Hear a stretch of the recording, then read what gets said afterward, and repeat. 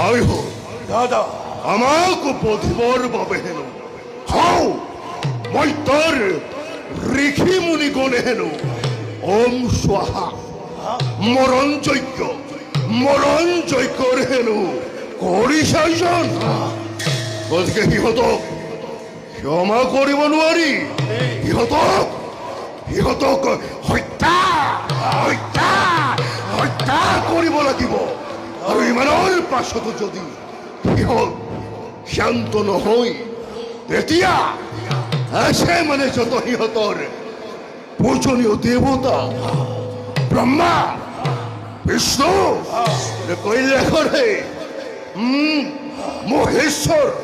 মহেশ্বৰ তিনিওকে ধৰি আনি সিহঁতৰ মুণ্ডময় কৰিম ছেদন